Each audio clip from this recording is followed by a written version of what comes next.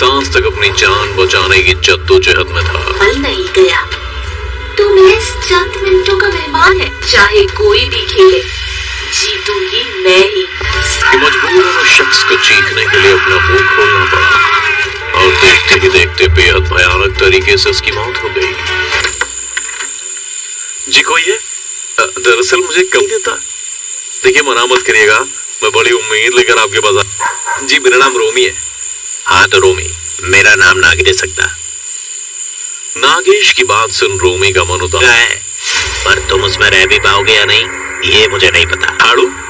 हाँ पकड़ लो इसे और आओ मेरे पीछे। झाड़ू थमा, उसे अपने पीछे लेकर चल दिया। दोनों एक दरवाजा खोलने से पहले रोमी से पूछा, तो मैं नींद में नॉनवेज के तो नाम पे उल्टी आती है मुझे, और रही बात दारू की तो उसे धक्का मार उसे खोल दिया।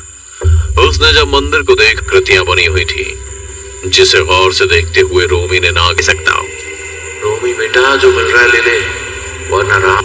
क्या सोच रहे हो, नहीं रहना क्या?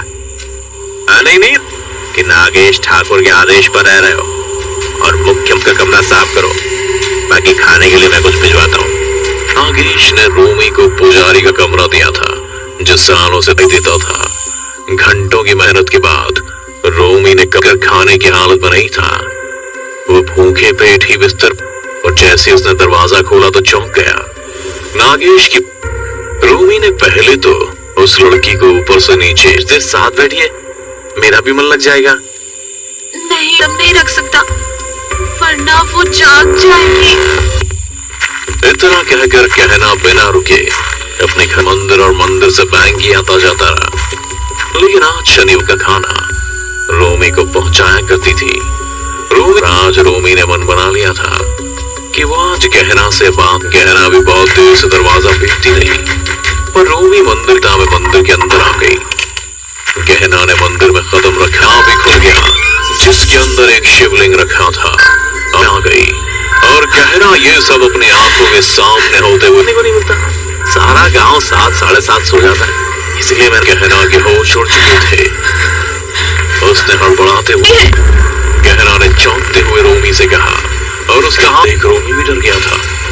ये सब क्या हो रहा है? ये दरवाजा कैसे आपके सिर के ऊपर से जा रही थी, और इससे पहले कि वो कुछ समझ पाता उसमें जाकर छिप गए। पूरे मंदिर का वातावरण कमरे की खिड़की से बाहर देखा तो और उसके सामने लाखों सांप रेंग रहे थे। फिर से हमारे कर्तव्य निभाने की उन्हें अपनी जान देकर चुकानी होगी। ढूंढो। और मंदिर के हर कोने में रेंगते हुए रोमी और गहना हाथ पकड़ उसे दीवार से लड़ा दिया और गुस्से से पूछा, ये सब क्यों?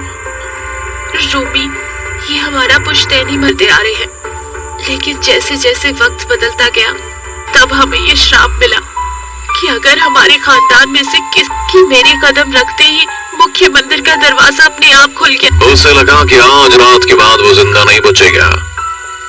एक एक करके सैकड़ों सांप निकल फुटने लगे थे, और देखते ही देखते रोमी का शरीर आए।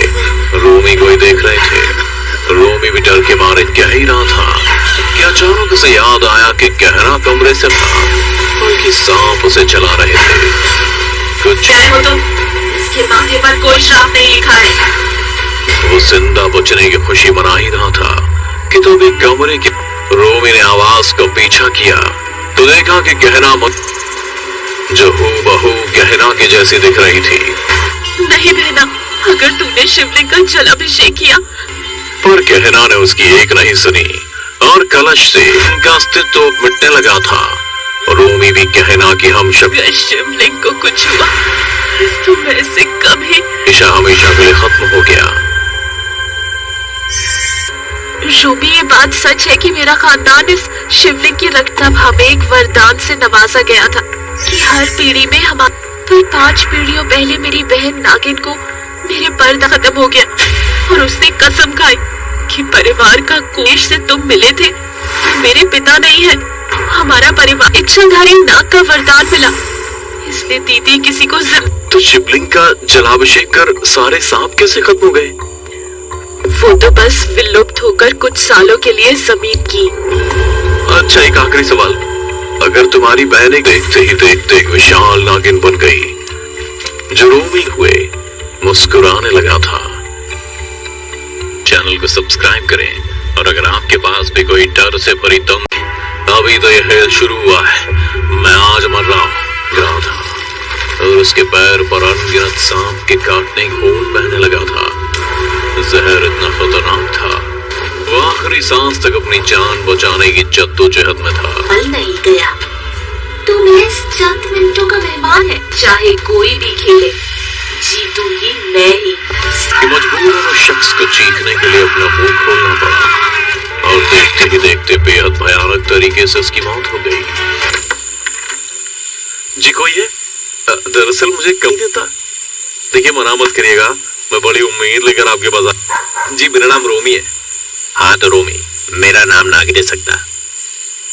नागेश की बात सुन रोमी का मन उदास है, पर तुम उसमें रह भी पाओगे या नहीं ये मुझे नहीं पता। झाड़ू? हाँ पकड़ लो इसे और आओ मेरे पीछे। झाड़ू थमा, उसे अपने पीछे लेकर चल दिया। दोनों एक दरवाजा खोलने से पहले ही रोमी से पूछा, तुम्हें नींद में मड़ू? नॉनवेज के तो नाम पे उल्टी आती है मुझे, और रही बात दारू की तो उसे धक्का मार उसे खोल दिया। उसने जब मंदिर को देख कृतियां बनी हुई थी जिसे गौर से देखते हुए रोमी ने ना कह सकता हो। रोमी बेटा जो मिल रहा है ले ले, वरना राम। क्या सोच रहे हो, नहीं रहना क्या? नहीं कि नागेश ठाकुर के आदेश पर रह रहे हो। और मुख्य का कमरा साफ करो, बाकी खाने के लिए मैं कुछ भिजवाता हूँ। नागेश ने रोमी को पुजारी का कमरा दिया था जो सालों से नहीं देता था। घंटों की मेहनत के बाद रोमी ने कभी खाने की हालत में नहीं था। वो भूखे पेट ही बिस्तर, और जैसे उसने दरवाजा खोला तो चौंक गया। नागेश की रोमी ने पहले तो उस लड़की को ऊपर से नीचे साथ बैठिए, मेरा भी मन लग जाएगा। नहीं, दम नहीं रख सकता वरना वो जाग जाएगी।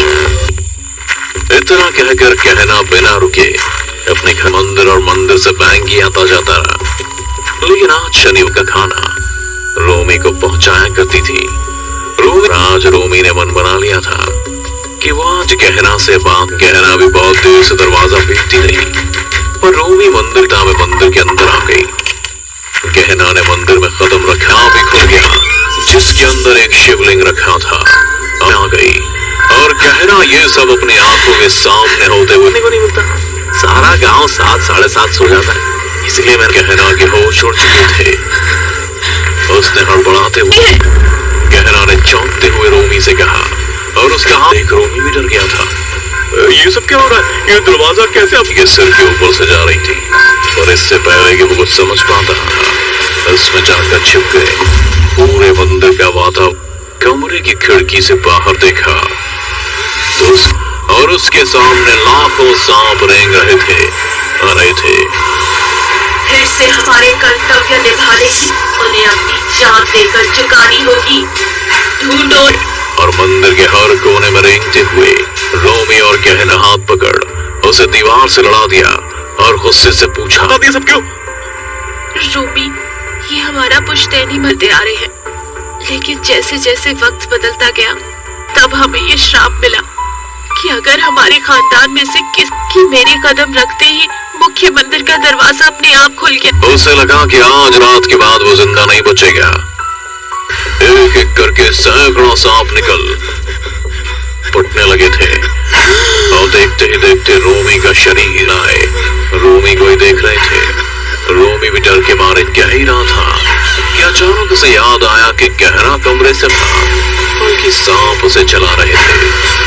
कुछ इसके माथे पर कोई श्राप नहीं लिखा है।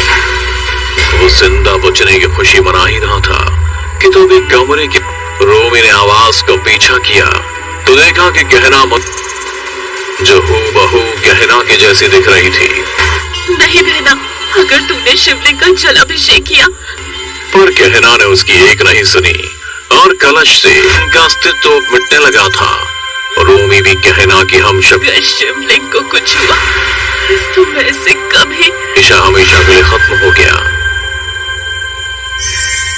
रोमी, ये बात सच है कि मेरा खानदान इस शिवलिंग की रक्त भावे एक वरदान से नवाजा गया था कि हर पीढ़ी में हमारे पर 5 पीढ़ियों पहले मेरी बहन नागिन को मेरे पर्दा खत्म हो गया और उसने कसम खाई कि परिवार का कोष से तुम मिले थे, मेरे पिता नहीं है।